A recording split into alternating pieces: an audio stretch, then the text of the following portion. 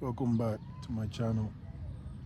My name is Lumi, for those that are new, and I'm just a human being that is devoted to God.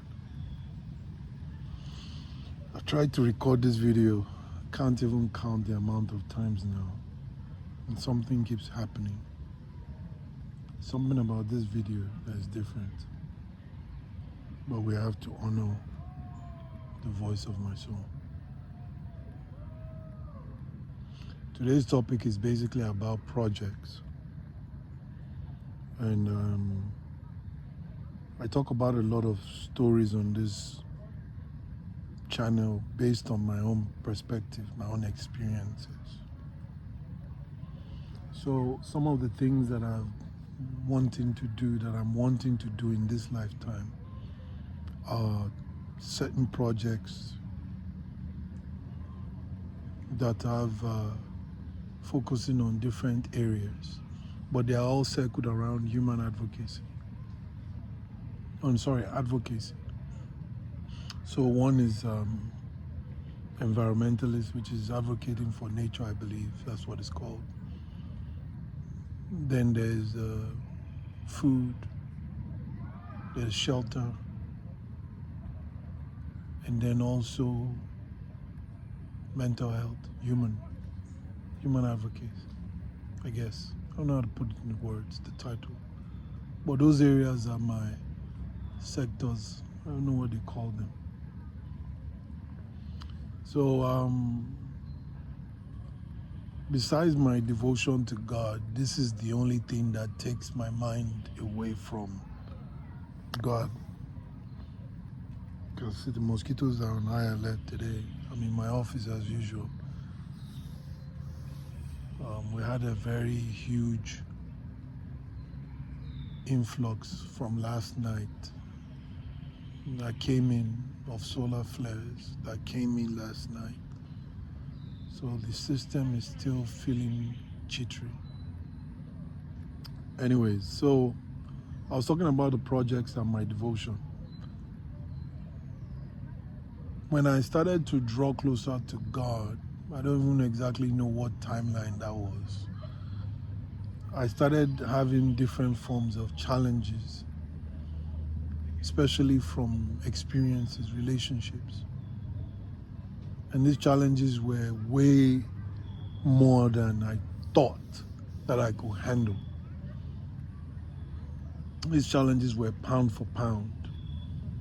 And I was experiencing it in my day-to-day life. But it never took my eye off what mattered the most, which was on my relationship with God. And so it got to a point that I started to question and ask God, why are you allowing all these things to happen? If I've devoted everything to you, why are you allowing all of this to become my reality? So during that period, what I didn't know then, I was still in resistance to the process. But now, obviously, over time, due to the grace of God, clarity has been gifted to what the eyes couldn't see. What I didn't know then was those challenges were part of the experiences that were required for me to have, for those projects to be able to be birthed into this reality in such a way that it will cater to what matters the most, which is the glory of God and those that required help, and nothing to do with my gratification. So a lot of things had to be filtered a lot of things had to die from my personality, my lifestyle, a lot of pride. Because I mentioned in my previous video that I obviously incarnated in a very dense culture and family. And there's nothing wrong with that. It's just part of what I came to experience. So a lot of those things needed to be shed off for those projects to come out in a way that suits God the most, not me. And so what they didn't teach me, or what is being taught around, is we don't know that once you honor the soul's calling, once you hear the voice of the soul, which is basically what God is calling you to do, you are always going to be met with affliction and challenges. This is my belief. Especially when you are here to do something that is bigger than you, that has nothing to do with you. And so within those afflictions that arises, it's true that going through that is what sets you out as a leader that is different from the regular, because you've chosen to honor that truth. So now that affliction is where one will begin to learn more about oneself, about what aspect of oneself will begin to reveal itself through that process, especially when you are still turned your eyes into God. So there are people in the past that have shaped this concept for us to, for people like us, that it's easy for us to fall into that perspective and see ourselves through, regardless of what the situation may be. So people like Gandhi, MLK, Mandela, Nelson Mandela, they all stood for something that was greater than them, but they were met with the same, of what looked like the equal amount of energy that was a resistance to what they were standing for. Mosquitoes are disturbing me. Anyways, so it's quite unfortunate, obviously, that some of those people were met with, they fell to that demise of that challenge. Like Gandhi was killed, MLK was killed, Malcolm X was killed for the narrative they were trying to push, especially MLK Gandhi, which was the narrative of evolving the consciousness of humanity with unity, peace, trying to promote peace in the world. Mosquitoes are out. They out. So for me, when I was met with all these afflictions, these challenges, I was praying and I was questioning God. Why are you letting all of this happen to me? What is this? Why are you allowing this to happen? What is going on here? This is not what you and I discussed. I was going on, but the love that I have for God was too deep for me to turn my back against God, or question God in such a way that would not align me to my destiny. Because God is not learning more about me. God knows everything about me. I am the one learning more about God. So God has loved me, or loves me regardless. But I'm still the one working on my love for God. So those challenges were just a stepping stone towards developing that relationship. But I didn't know this then, but I still, being able to hold fast in the grace and faith, it stewarded me into this direction to have this clarity that through adversity, integrity can be gifted. The true essence of what the soul is. So even through this affliction, the reason why I bring it up is there were times where I would want to give up on the journey, but those projects felt so alive to me, like they were human beings that were holding my hands and walking me through whatever grief I was processing or whatever affliction I was moving through. So those projects just used to come up like that to me. Even though they were visions, they felt so real and alive that it kept me going even when I disagreed on what experience God was giving me. Then later on, as I began to dive more to the process, it was when the epiphany was coming that how can you know God and then you want to choose what you want to experience from God? That means you don't want to know God. You just want to know one aspect of God. And that's not true. That's not true love, or that's not relationship. That's still a form of trying to control the narrative. So I will just continue to praise and pray and ask God to make it more easier for me to experience.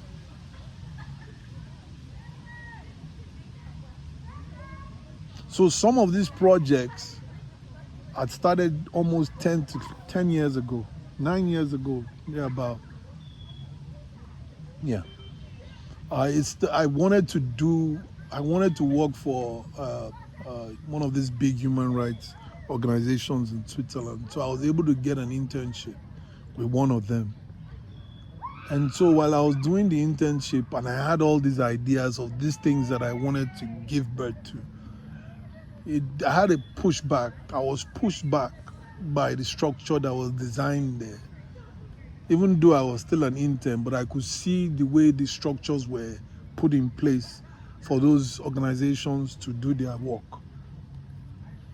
And I was put off, and I'm not going to go into the names, but I was put off by that. And so that was when I decided that I better get into, the private sector and generate revenue from my earnings and start channeling out into my projects. And I was doing this little by little. First off, there was a project we did in Switzerland, Geneva. Then we were able to get funding for education for students in the university, like a scholarship program. It wasn't what I wanted, but again, I have to still keep learning of how to function in a structure where I don't have that much say in the dynamics. But I was learning.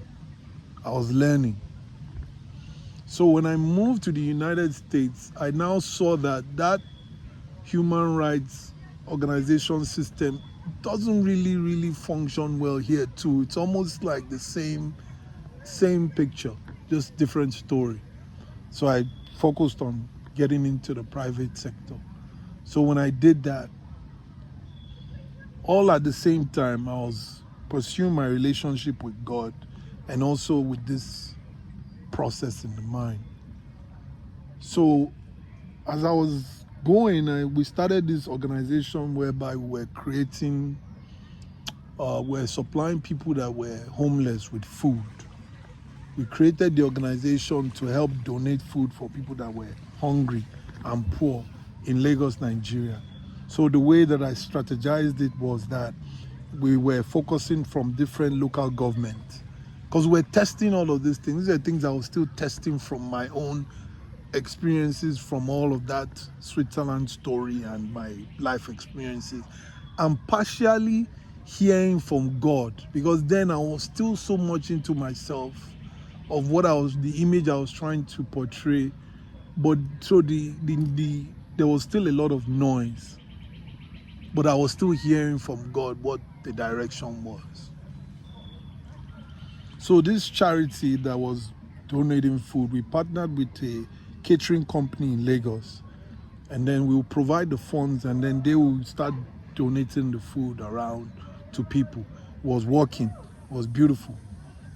And then so the vision to expand in these other sectors that I talked about started to come up. So I'll get cases of people that required money for medical emergencies that they could not afford. Okay, we did that. But then I was asking God again, this it doesn't hit home. What's going on? What do you want? How do you want this to be done?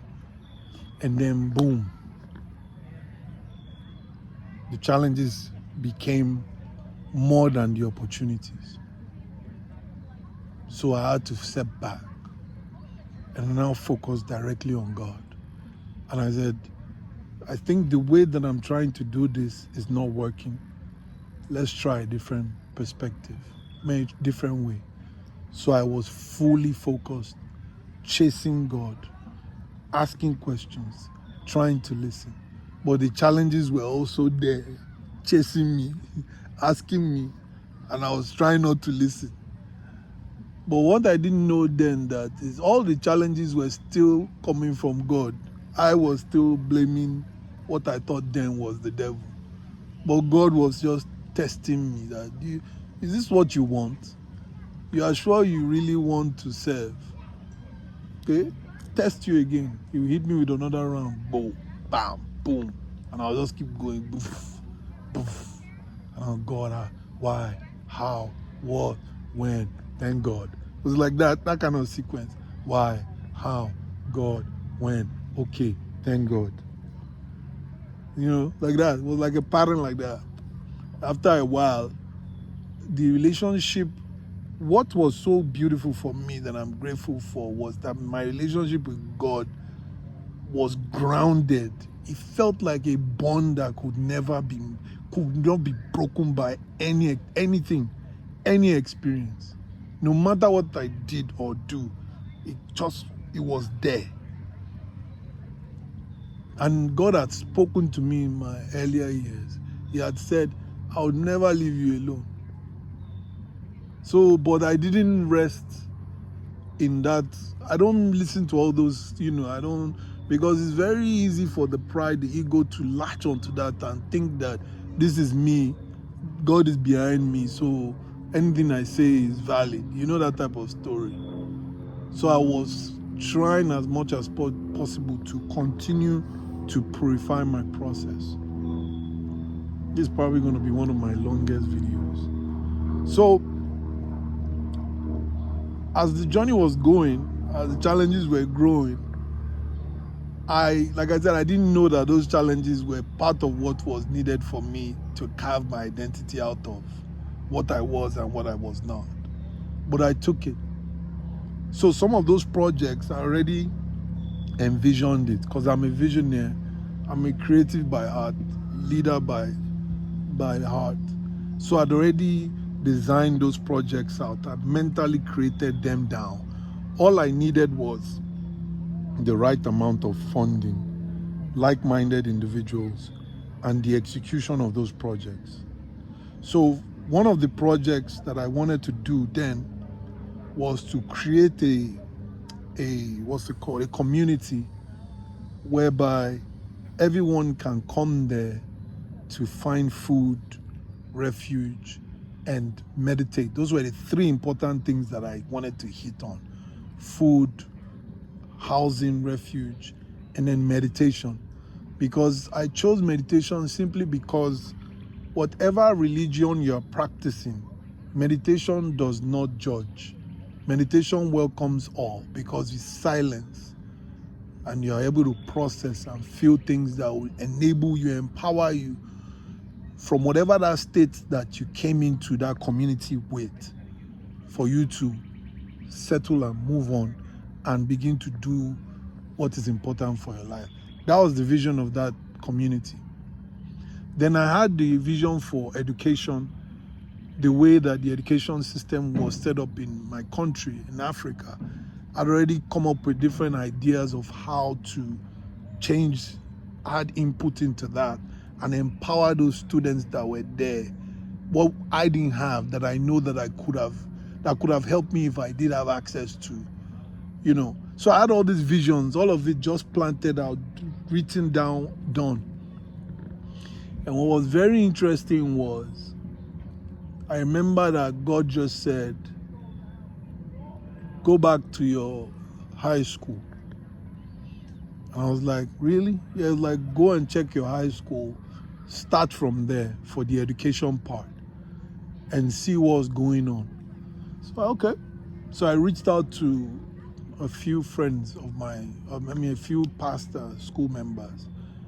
And then I set up a group on WhatsApp, and then we populated this Cancun group. This is the school I went to, of my set. So this was the vision I was following on what God was saying. So I told them that we have to do something about the school. Something is going on that needs to be addressed. But I don't know what it is because I'm in America. This school is in outskirts of Lagos. So we sent a representative, and thank God that people listened to me. We sent a representative to that school to go and check what was going on. If what God was showing me was right, obviously it was, but people were listening to me like, where are you getting your information from? You are in the US. Who is telling you this, that, that? Lo and behold, the person that went there took pictures and sent us the state of the school. I'm not lying to you, it felt like a bomb was dropped onto the school premises, the way the school was compared to what we were accustomed to back then. So that vision had already started to execute. So people saw what I was trying to communicate and what God laid in my heart. So we began raising money, and then we bought chairs, we bought stuff.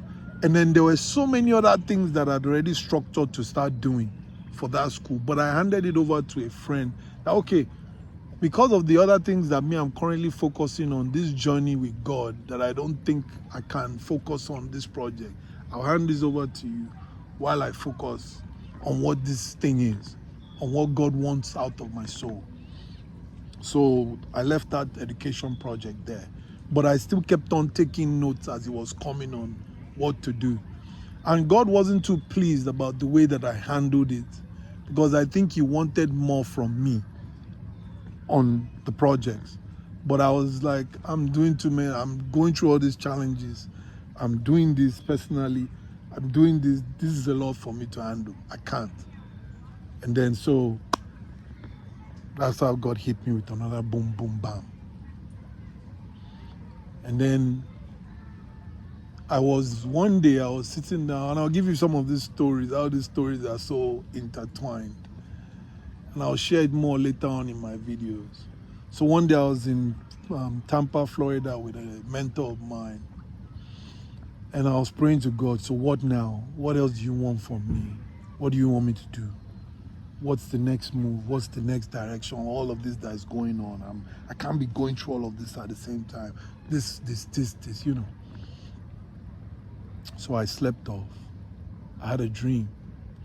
And in the dream, I saw 4 old men, very old. They looked very old, wise men. And they said, come to India. We have something to give you. So when I woke up, and the reason why I'm sharing these stories, especially with the school one, is to kind of give you the vision, the perspective of how solid my relationship is with God, my intuition with God in guidance of things to do. How I could not let any other thing come in between that. So when they thought that come to India, we have some things to give you, I was like, okay, how do I get to India? I had maybe like $20 in my account. And I started to think. I was racking my brain, calling people. Hey, can you give me money? I want to go do this. Can you do this? I want to do this. And you blah, blah, blah. I was just calling all around, nothing. And I sat down and I said, yo, dog, what's up, man? You said I should do this thing. How are we doing this thing now? Now I said, go and check your flight, your mileage, your miles, your airline miles. And I went, I checked. So I now calculated the cost of going to India from Tampa was then about $15 to $16 or $1,800, $1,800, thereabout. And the miles were like, I don't know, maybe something around 182 miles, 182,000 miles or so to cover that trip. So for the whole 9 hours of that day of praying and racking my brain on how I was going to get there, it was until when I sat down and I heard the voice and said, check your miles. And I checked my miles. I had about $184. Just the right amount of miles to get me to India. I sat down and said, wow, this guy is different. This God is on another level. So I said, okay, that's transportation. Where am I going to stay? So I reached out to a friend of mine that's Indian. She's from India. She lives there. She has a property there. So I said, is it okay that I stay with you for a while till I get this thing that is meant to come for me, that God wants to direct me to? And she said, yeah, that's okay. And so she said it was okay for me to come, because then she lived there with her husband. So I was confident. Another thing was, I couldn't get a flight direct from Tampa to New Delhi. So I had to go through Atlanta, spend the day in Atlanta, and then go to Atlanta to New Delhi. So I had to stay somewhere in Atlanta. So I was thinking, if I'm staying in Atlanta again, I need money. And I started getting paranoid. And that fear will always come. When you know what you're meant to do, that fear will want to test that is. I'm like, God, what else will I do here? I don't want to spend any money, because India, I don't know, excuse me, I don't know what's going on in India. I don't know the dynamics. I don't understand this. And I sat down again, and I started getting paranoid. I was praying again. I sat down, I was just chilled. I just started praising God as usual. I just start, because I have my own way. I treat God like, I have different ways that I treat God in my life. When I want something, I can go there and start praising Him. I'll say things like, I'll say, the wisest of the wisest, the Lion of the tribe of Judah, the one that sees before it has happened and sees when it is going to happen, the one that knows everything, the lover of the lovers. I'll just start in my language, in Yoruba, they call it Okiki. It's like, as what they call now in the modern day, glazing, basically. I'll start glazing God, psyching God, the one and the only, the creator, the wisest. Just come up with different things, and then all of a sudden, He will just give me what I want, and I'll okay, and I'll go back. So while I was doing this praise worship and, glazing God, talking and trying to razzle dazzle Him with, my intent of getting information, I just said, check your hotel app, check your miles in the hotel. I was like, and the funny part is, I didn't think of all of these because I was so caught up in I'm going to India. I'm afraid. This is a country that I've never been to before. This is a country that there's a lot going on in that place. And I'm a very sensitive person as a soul. And I'm immersing myself in that experience. And I'm going to somebody's house that I know her not much. There were so many things that were going through my brain. So I was juggling all of this together. So when those answers will come, it will just come in the midst of all those chaos and doubt. So then He came, He said, check your hotel app and check your miles, check your points. I looked, I checked, I saw. You wouldn't believe it. I'd already embarked on the plane. I'd made up my mind that when I now took the flight, right, this was like a day or two in the process. The next day, I boarded the flight from Tampa to Atlanta. So I made up my mind that when I get to Atlanta, worst case scenario, if I don't get, I'll just put an Airbnb out of the little cash that I have. Because I think I raised about $200 after the $10 that I had. Like, a few friends gave me like money they're about to raise to this process. So when I got to the lounge was it Tampa? I believe so. It was when that information of the hotel app points came. It was at the lounge. So I saw that I had enough points to book the hotel. So I booked a prestigious hotel in Atlanta. Just to prepare I said I just wanted to give myself this treat before this chaos. This India that I'm going to. So I booked the hotel. Everything was fine. Flight was fine with the miles. Hotel was fine with the miles. And I just kept on saying, this God. I boarded the flight, got to New Delhi. When I got there, like, this culture shock was The culture shock was almost nerve-wracking. And the way that I felt, I was like the only black man there, even though there are black people in India, there are darker shades of their regular complexion, but I was black. They could see me, and everybody was looking at me. Already, I'm a very sensitive being, but I immersed myself in this experience. So I got there, and then next thing, I got a phone. I was reaching out to my friend that I said she offered me a place to stay. So while I was trying to get to her, I couldn't. No contact, nothing. No word. I didn't hear from her. Her phone wasn't going through. She wasn't responding. I started to panic again. I was like, God, this is one of the reasons why I started this glazing wasn't even the regular glazing, because now I was in the midst of the chaos in India. Nobody with bags. And I was contemplating, what do I do? So I was there praying, trying to think, praying. I was praying with fear, praying with anger, then praying with joy again. And all of a sudden, again, as usual, I just said, reach out to your friend in Minnesota. And I totally forgot him, didn't remember. And I remember, and I sent him a text. I said, this is what's happening. I'm in India, and this is my current situation, the place I'm supposed to stay. This, that. I need help. Meanwhile, I didn't know all these things I'm discussing with you. I didn't know my plan is different from God's plan. I'm planning, but God is planning his own. So my plan was my friend, God's plan was different. So this man said, okay, the only help I can offer you is there's a place in Hyderabad that you can go to, that you can stay there. They'll give you everything that you need. It's like an ashram. It's for meditation. They won't charge you anything. But you just need to buy a ticket to go there.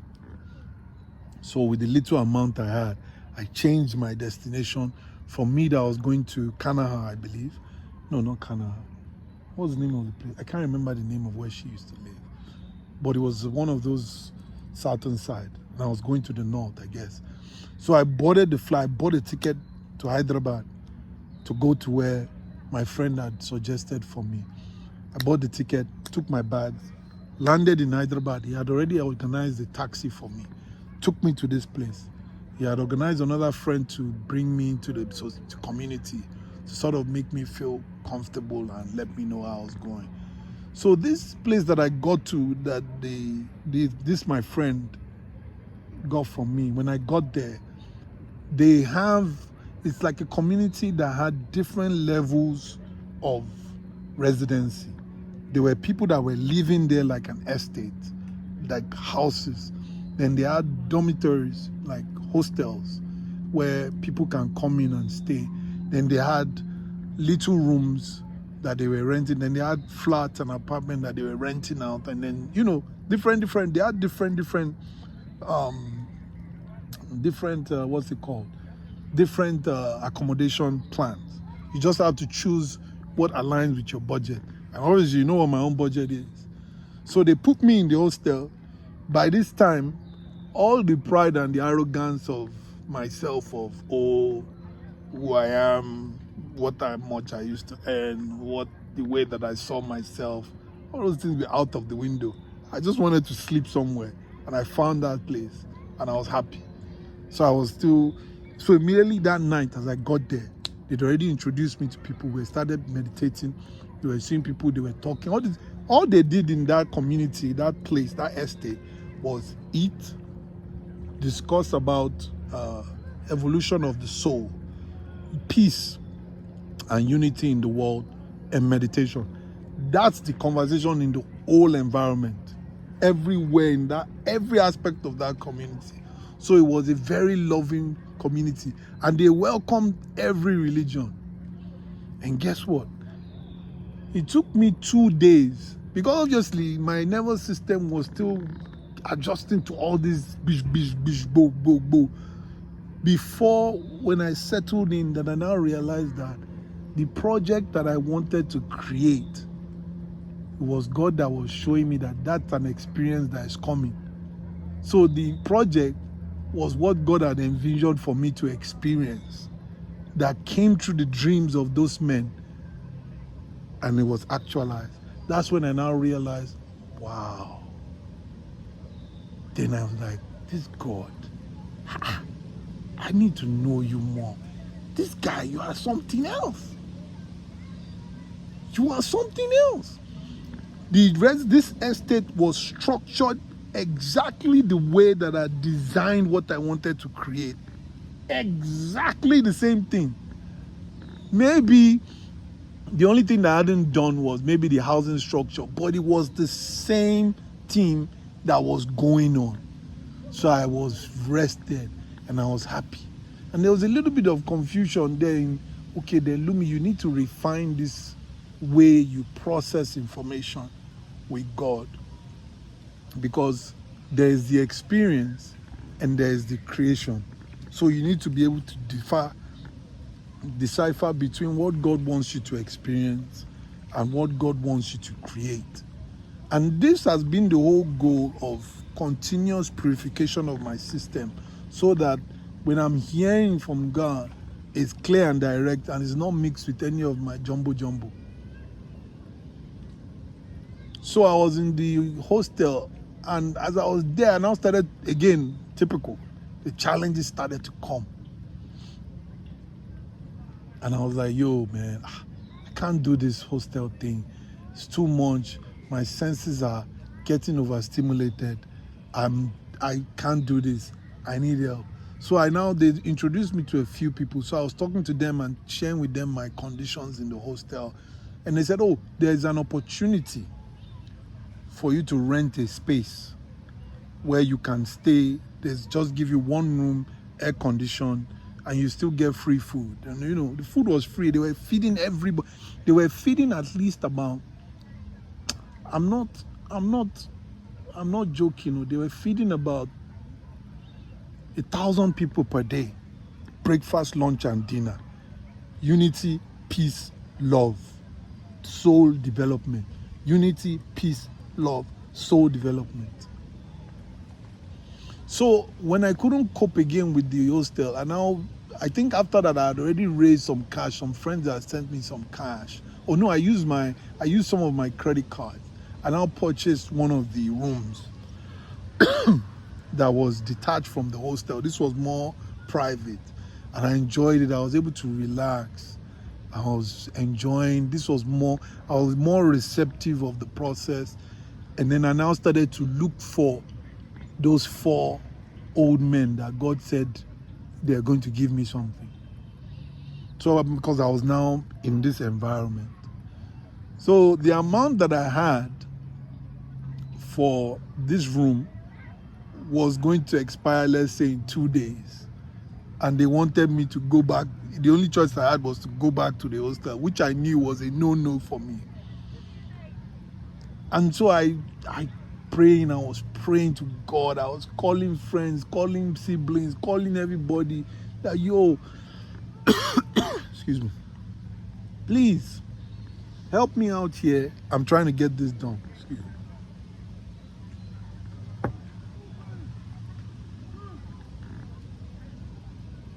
So when I didn't hear anything, a day before I was supposed to evacuate that private property, private residence in the community, one of the guys that I met there said, go and meet the leader that is like this man that is the leader of the whole association. He said, go to his house. I was like, he has been telling me from the beginning, go to his house. I was like, how can I just go to his house? I don't do that. I can't do that. That's wrong. It's like, go to his house. And this man is like a, excuse me. This man is like almost like a prime minister level in India. You know, in that community and in India itself. Well, and I was like, no, how can I do that? And so, but when I now saw that I had one more day left and I couldn't go back into that, I went to the man's house at night and I stayed there.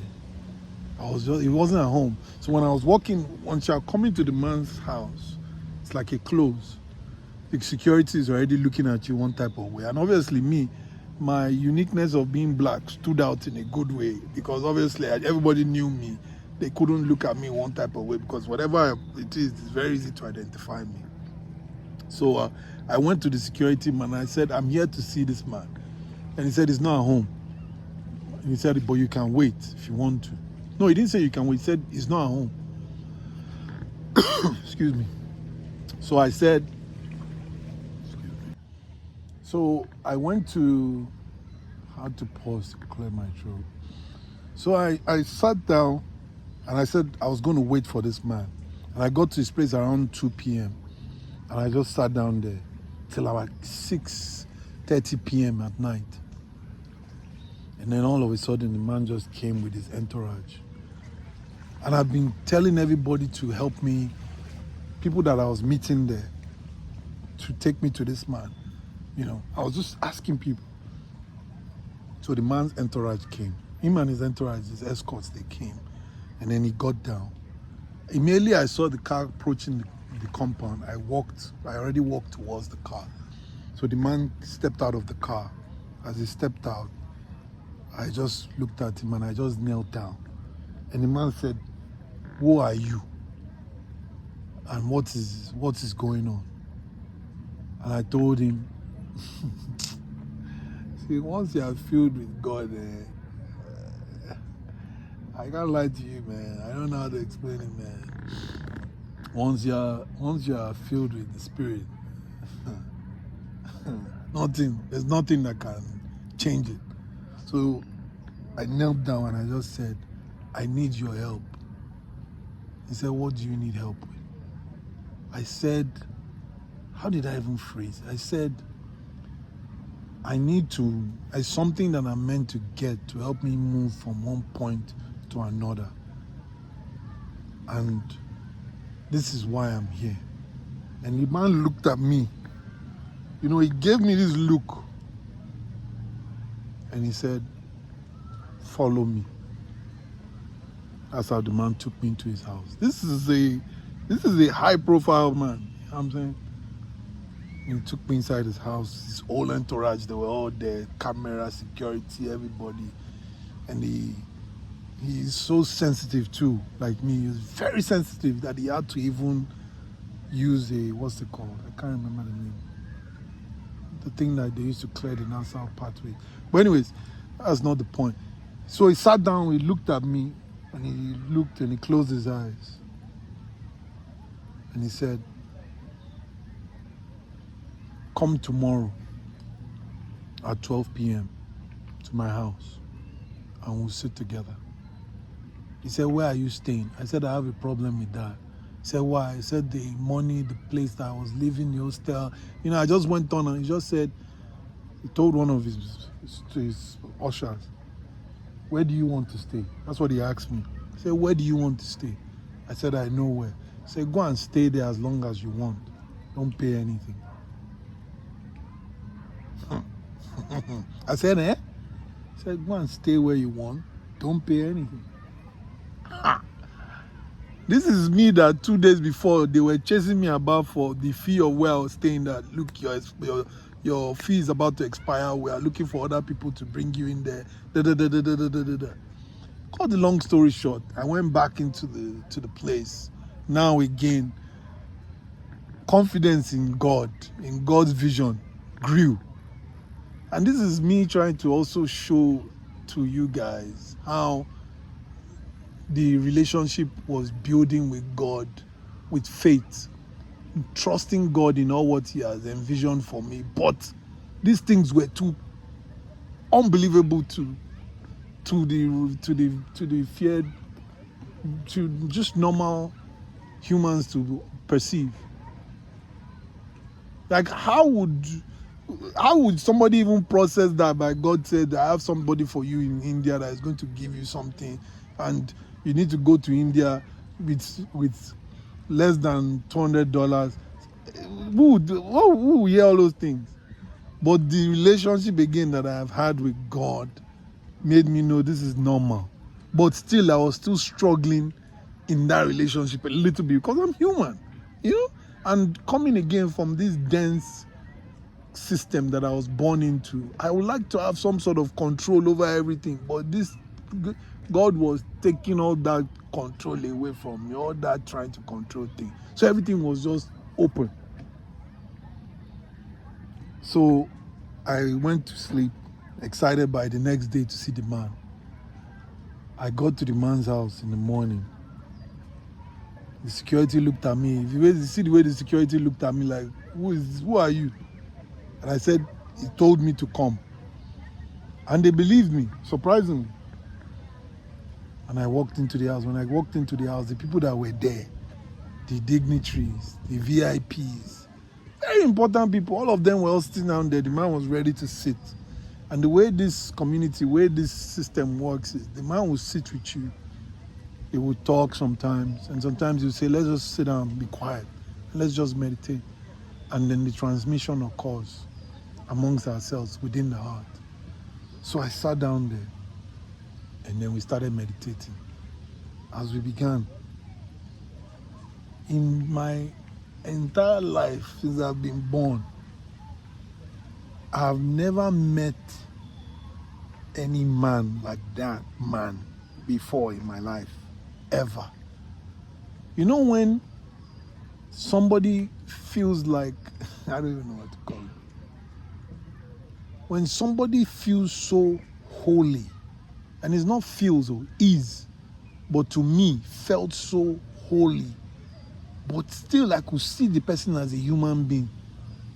So we started the meditation. Next thing I noticed, my heart was pounding. But here's what's so funny. The presence of that man's aura alone and the meditation that we're all having, we're like, I think we're about 19, no, about 15 or 16 of us all sitting down there. As my heart started to pound, my chest was expanding. And all of a sudden, I just started feeling this thing. It's as if my heart wanted to explode. But fear could not even come. It was as if fear was afraid of coming into the experience. But the normal way that I'll feel is to be afraid of such a thing, because my heart was going boom, boom, boom, boom, boom, boom. And it was, I just felt this presence of light, pure blissfulness, joy, shooting. He was just shooting. It was like boom. It was like boom. For like 30 to 35 minutes. And we finished. When we finished, I introduced myself to people that were there. And they asked me, where are you from? And I was like, Nigeria. I was so proud to tell them that I'm from Nigeria, because one of the reasons that I felt proud, that I noticed, is they had seen where I was on my journey to the center. And they were asking me, how long have you been on this journey? Because they were wondering, I think, this is my assumption, is how long have you been there to get to this point? I'll just tell them, I was just new into this process, of this meditation process then. Because what I was born into again is prayer and songs and worship. So I left. I left the man's compound and I was walking out. I'm telling you, I could barely touch the ground with my feet. It felt as if something was pulling me away from the floor. The amount of joy, ecstasy, and blissfulness that I was feeling, I didn't even know what to do with it.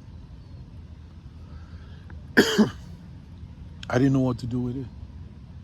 So, anyways, bottom line is, I'm just sharing part of my stories on these experiences and my devotion to God and what these things have brought out and how this is tying into the visions that I have for these projects. So that experience alone was what I thought was a project that I was meant to create, that I'd selflessly surrendered to God to be done, not for my own gratuity, but to serve God, was what opened that part of India for me. That all of that was able to happen. Because God will continue. These are, I said, these challenges, they will always come to test you. But these challenges are just God's way of drawing you closer to Him. So those projects, which some I'm still, this is part of what is still going on, are still things that I still want to still do now. And some of them, again, that's why I said a lot of my videos, I refine the experiences as I begin to go deeper, more integration. I have more clarity on what is an experience, and what actually needs to be, actualized. So this project, so one of my projects, I can just comb around it. And if you resonate with you and you feel that you have a role to play in it, please reach out to me.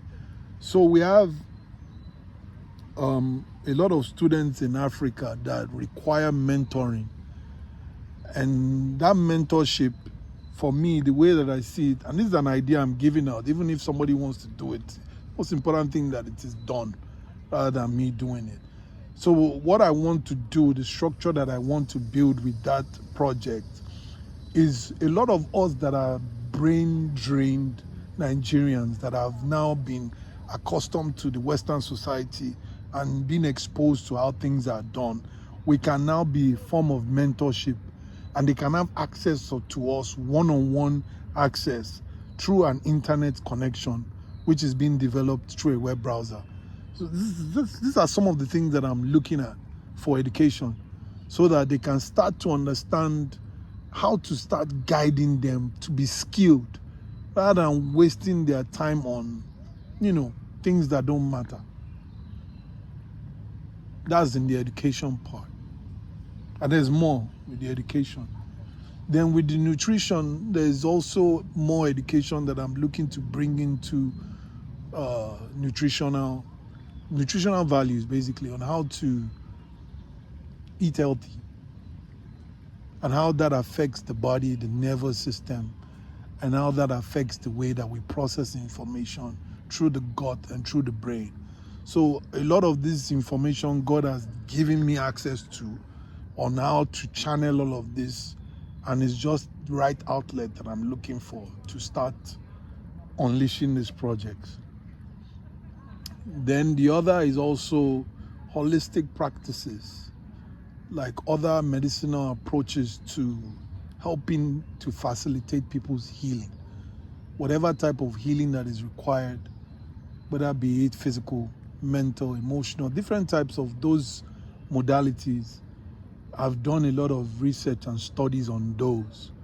For example, I'm not going to go into that now, to be honest. It's not necessary. But yeah, these are some of the things that I'm looking at. And then also, when it comes to nature, the conservation of nature, as you see, that's why I call it my office. This is what has been helping me a lot to move through a lot of these processes that I'm going through. So it's a lot, but I wouldn't lie, I wouldn't have made it through, I wouldn't have made it through what I went through or what I'm going through without the grace of God and without the fire behind all of these projects that I'm looking to birth. And I can see how these projects are going to raise the level of awareness, of the consciousness of humanity, especially we Gen X, Gen Z, all this new generation. The way that we are processing information is different from the way that our ancestors have done theirs. We are seeing things differently. We are more bold. We are more courageous. It doesn't mean that we are more courageous like that, but we have just been birthed with this frequency to be able to do this. because it's now, because a lot of us that have died to the process has realized is less about me and more about God and the service. Because I've learned from my own personal experience, I knew this was going to be my longest video. From my own personal experience, when the affliction comes, when the challenges come, the only way that I was able to navigate it through was these projects, the devotion to serve others. That was the only way that I kept on pushing through. The call to serve. Because when you give up, when the life comes and those challenges are coming again that are very, very challenging and intoxicating, inspiration will come again from those challenges, that this is also an opportunity of providing this form of solution from what I've been able to overcome, to let somebody else see it from a different perspective, that maybe they do not have the tools to do that. So why then would you allow somebody go through Israel's journey when God has put you through that to make it easier for them? Basically, that's what it is. So yeah, that's the projects, and these projects that I want to do are a source of joy to me, even though I'm yet to execute them, but I've highlighted them. And this is one of the projects, which is sharing my stories on the video so that it will encourage other people to also hear things and also speak out about their own experiences, because we are all waking up into something different now. We are waking up into a new world, a different way of being. God is moving more now. There is power in the existence. Now I feel like as if I'm talking too much. So anyways, so if these projects are something, I touched on everything. I guess you have the understanding, human advocacy, mental health, focus on black men, because I don't know how. And the reason why I said focus on black men, because a lot of black men out there are just suffering. We are just suffering, but we can't even talk. Nobody has, because if you talk, everybody will look at you like, what are you saying? Who cares? Who is listening? Suck it up, you're a man, move on.